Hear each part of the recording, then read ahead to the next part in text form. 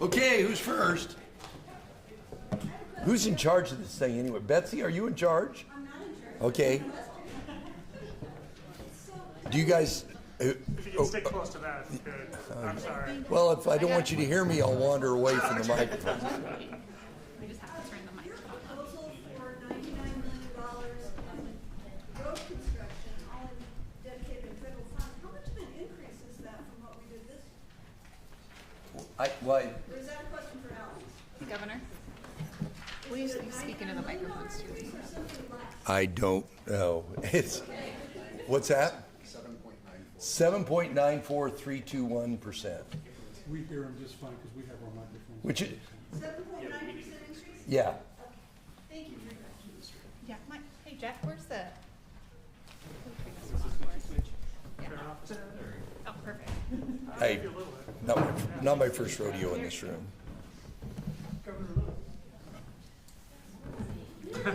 Scott with Channel 2 here, sir. Well, I can't tell you, but I can hear you, Scott. So. All right. Could you please tell us more about when you talked about the Army Idaho National Guard will be mobilizing more than 4,000 soldiers to Germany in support of a large-scale exercise to demonstrate U.S. military readiness, and additionally, 400 airmen Idaho National Guard will be headed out to combat operations in Southeast Asia. Is this? Training for combat. Yes. So that's, but it's, well, the one's training, the other one's in support of military operations. That's, a lot of times our Guard, that's what they get called, is to do support. But, you know, sometimes they're in the fray. But is this? And the 124th was in the fray. They've only been back for, I'm looking for somebody in my staff that knows, I think they've only been back for like, they were there like 3 years ago. But so 4,000 troops are going, Idaho National Guardsmen are going to Germany, right? And Well- then 400 airmen will be The 124th, yeah. deployed in support of combat operations. Yeah, Tell and me about this maneuver in Germany. Is this new or? no, this was actually in the queue. This is kind of the military's message in NATO that, you know, we can do big stuff over there, and so we're going to be a part of it. This is unrelated then to the tensions right No, now? no. This has been in the queue for a long time. Governor? James. You had a proposal that would nearly double the amount of prisoners who will be sent to out-of-state facilities. Idaho has had trouble with these kinds of out-of-state prisons in the past. Why continue doing this instead of adding in-state capacity? Well, ideally, all the other things that are in my 10% increase in 12% increase is, as I said across the hall, this is a two-pronged issue. I got to have bed space to do things, you know, probation, parole, drug courts, all those other programs. But I'm doing things on the front end. Well, I'm doing things for one of the new programs, our regional centers, regional connection and intervention. That's to stop that revolving door of people that are let out and come back in. So we're working on this issue from both ends, but I got to have some more bed space, and we're hopeful if the legislature sees fit with our recommendations on the reentry centers, the work release centers, these other centers, that our numbers will go down, and we won't have the need for it. Do you think that Idaho has a need for example, the $500 million prison that our Board of Corrections recommended a while ago? 2 years ago. 2 years ago. We hope not, but you know, we're gonna, and it depends upon what's available and what's available out of state. We don't like it. I don't like it at all. I'm not a fan of it. But on the other hand, if you're going to spend $500 million and then do some things that have it be vacant, that wouldn't be a very prudent use of the taxpayers' money. Clark. Yeah, thanks, Governor. You guys were very clear that the K-12 Education Task Force would be kind of a blueprint for 5 years, and it would be kind of a multi-year staged effort. Just wondering if you could give us a little insight into your thinking on how you prioritize the recommendations that you highlighted on your state of the state and budget address today. Well, I mean, it's no secret to anybody that literacy is my big deal, and so almost everything they've proposed in literacy we're going to implement. Teacher pay to be able to retain and maintain teachers, and of course there's a lot of talk. A lot of you have written about it, and a lot of people have talked about the property tax issues. By, a lot of the supplemental levies are being used right now to augment teacher pay to where they can stay competitive, particularly in the border districts. So money into the teacher pay should help with that. The social medical issue, that was one of the recommendations. That's actually something the superintendent has talked about before. I was glad to get that recommendation, and am excited to work with legislative leadership and the superintendent and the state board on how best to do that. But that thing pays off so many different ways. You go back to the other question about corrections. Sometimes identifying these kids at an early stage not only does it make the schools safer, but it stops us from having some of the problems we have later on in life.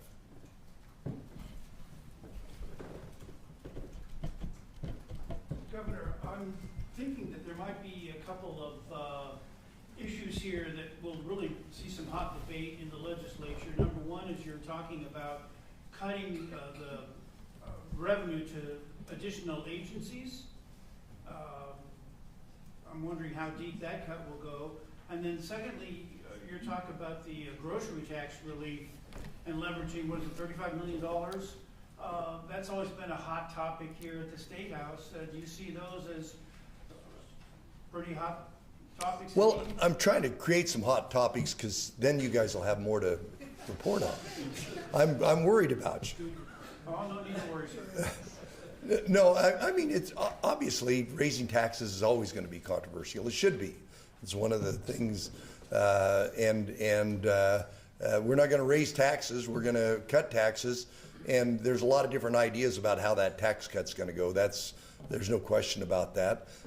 Cutting spending is not the most popular thing in the world, but I think if anybody looks at it that's been around long, the fact that we started talking about it in September and October and allowed the agencies to embed it, early on and really vet what where the rubber meets the road, where they can make some significant savings in their spending. 1% this year and 2% next year. I've got some agencies it's going to be a little bit of a problem for. I've got other agencies that said, "Oh no, we can do that," and so it's going to take place. And when we went through the budget process, we didn't see a lot of pushback. A lot of agencies would like to have more money, but given the fact that our income tax revenue was down so dramatically because of the adoption of the federal tax code, it was the right thing to do. If we didn't do it this year, we might have had to do it later on, and bad news does not get good with time. We addressed it right from the get-go. There's other states that are having that problem and having to look at raising taxes. Which agencies will be hit the hardest, sir? Well, we are an equal opportunity resetter.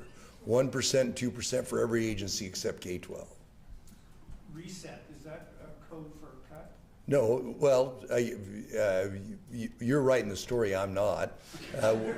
We called it the reset, and we're talking about government. Our population went up less than 2%. We've got a very, we think, frugal budget request, which is under 4%, and so they had to make that work. But we've always got new needs in Idaho, and that's just the way it is. But, doing it from a thoughtful standpoint early, and not, allowing the people that run those agencies to figure out how best to fulfill their statutory mission in those agencies and spend less money, I just think is the right thing to do. James? Governor, there was an interim committee last year that was trying to figure out how the legislature should fund Medicaid expansion. It didn't recommend really touching the Millennium Fund unless absolutely necessary, and put more of a burden on counties. Why did you choose your approach, which really emphasized the Millennium Fund over counties? I believe Well, the difference is about- they had an interim committee, but last year, that was, the interim committee, we had interim committees that recommended we do something about the gap population for a long time. So, I think there's a nexus between what's taking place, what the Millennium Fund's for, and what we're doing in Medicaid expansion. But we're still leaving the Project Filter and some of those other programs in place at the Millennium Fund. We're not using all of it. Right. Yeah, but why did you choose to kind of roll back? They wanted up to $10 million for counties to pay out of their state sales tax. But we're Alex, isn't it 8 something out of the counties? Yeah, it's 8.5, I think. 8.5, yeah. And we follow up, Governor, your comments until now about the idea of hitting up counties to cover part of the state's 10% share have been quite negative. What made you decide to go ahead and ask the counties right now? Well, I think in response to a question of the counties, the way the question was posed, I said I was dubious about taking a whole bunch of money away from the counties, but I said never repeat a negative. But what I said is if there's an obvious windfall, we ought to look at that. And this $8.5 million is significantly less than what they've been putting in to cover those people that are going to be covered by Medicaid at all. So it's part of their money. It's not all of it. So. But you also mentioned concern about rising property taxes. Wouldn't leaving the counties alone mean, since they're covering those costs from property taxes now, that there would be property tax relief? Well, you can write it that way, and you probably will. But the issue is we have to fund Medicaid. I made a commitment last year that I was going to fund Medicaid without tapping the general fund, and that's what we've done. So, Clark. Hey, I wanted to ask you about inviting Idaho's Teacher of the Year to the state capitol, and she got one of the largest applauses. Of Yeah, the I'm day. not inviting him anymore. No, but I don't think I had seen that before. Inviting the Teacher of the Year and congratulating him or her by name. Was that something you guys thought of? Oh yeah, and Stacy, in particular, the recommendation from the task force on addressing some of these social ails these kids have. That's her thing. That's really why she stands out. She's an exemplary teacher, as I stated, but the whole child and addressing some of these problems. And I just think it was good that the state selected her as Teacher for the Year, and I was honored that she agreed to come down. And then she didn't know that besides, she knew she was going to get introduced, but she didn't know that we were going to take that recommendation. And we'll, because of what she's been doing, we'll seek her input. I'm sure the education committees, the superintendent, and the state board will seek her input into, how best, because a lot of it is just giving those teachers in the classroom the skills to address some of these problems that most school teachers will tell you are a real problem. So that's why. Did you get a chance to meet with her, visit with her a little bit? Well, I was up there when we gave her the award for Teacher of the Year. I was up there That's right, you had when we surprised her, and as soon as I get out of this, under these hot lights, excruciating questions that I'm getting, I'm going to go up and meet with her upstairs. We'll give us a couple more hot buttons. All right, okay. Governor, I think you mentioned $100 million for transportation spending. Is there any specifics on how that would break down? Well, most of it will probably go into some of it's bridges, some of it's roads. The board prioritizes. They've got way more places to spend money, and they got money. This is not going to be a windfall anywhere. This is going to go into the programs that they've got. So basically, they determine how that money will be That's spent. right. Our Idaho Board of Transportation makes those determinations. Yeah, Sharon. I didn't hear you say anything about a higher education CEO to help streamline higher education stuff, is that hiding in the budget somewhere? Nope, no, it's not hidden in the budget, but everybody that knows my position on higher education, you know, talked about the Huron report, systemness, whatever we need to do. That was one of the reasons, I think it was Kevin's proposal to have that cyber training, and all three institutions stood up and says, yes, we'll do this. We want to reward that kind of behavior. You know, all the institutions getting together and say, here's what we need to do for Idaho, and how can we help each other be successful. And you know, the board will continue to address that. I am still pretty committed to the fundamental principle of the Huron report, that we need to eliminate duplication, backroom, systems. A lot of it is do no harm now. Don't buy a new system that's not compatible with the other institutions. But no, I didn't advocate for, but you know, I'd look at the idea, Scott. So the Huron report only identifies about $38 million over 10 years in savings, kind of a drop in the bucket. Do you think the presidents and the State Board of Education are equipped to make those hard decisions in the face of tuition freeze and state budget? I would argue just the opposite of your question. I would say with a little bit of pressure on the budget, there's a great incentive for them to become more efficient about, you know, what can I do for you and what can you do for me, to where we're more efficient. I think I think the 1% and 2% says, you know, I've got you know, there might be somebody working pretty hard 3/4 of the time, that a quarter of the time could go help one of the other institutions. I'm thinking a little scrutiny, high-level scrutiny about the totality of the budget, and then the state board I would just assume that the university presidents, and including the community colleges, all just sat down and sang Kumbaya and saved a lot of money. But on the other hand, the state board, that's part of their obligation, to sit there and to facilitate more efficiencies, to where we get money into students, into programs, high-quality programs for students, as efficiently as possible. Governor, as far as next year's higher education budget is concerned, it's a 0.4% increase in the general fund. Is that adequate? It's a flat budget in light of a tuition. But all funds together, it's about 4% when you add all their funds up. But that 4%, that doesn't include opportunity scholarships.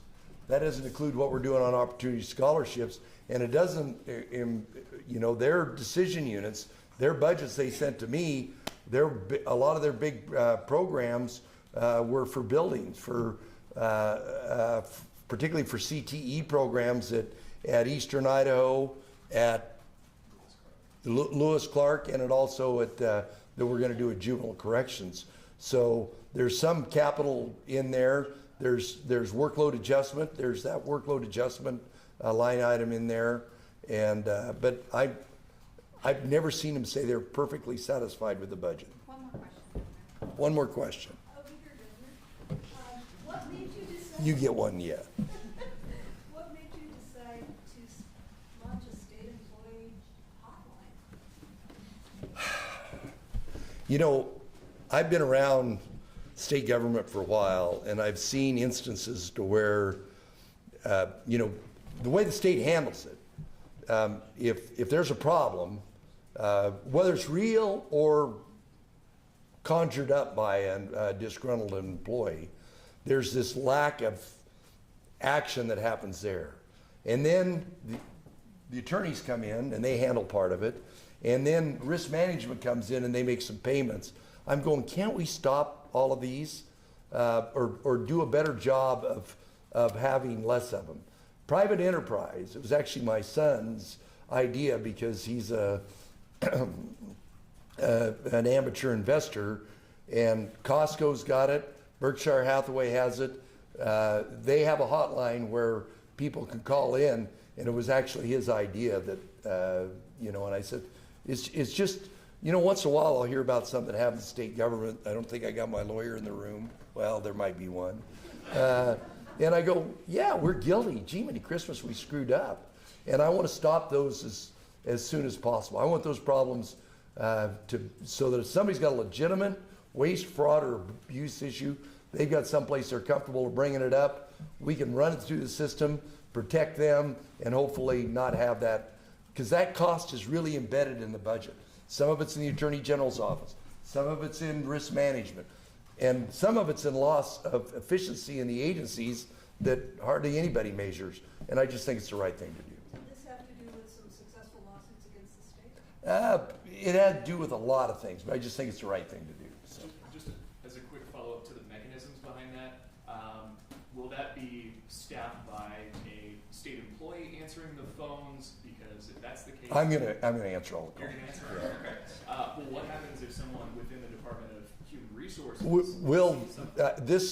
this proposal doesn't have all the meat on it that it needs to have. Obviously, the legislature is going to have to act on it, and I just as soon sit down with the legislature. Says generally, I want to have a system to where conscientious state employers that see something that's wrong, that don't think for whatever reason that they can go through the channels that exist right there. And I would think that one of the things that come out of this is we can clarify those channels and make that easier.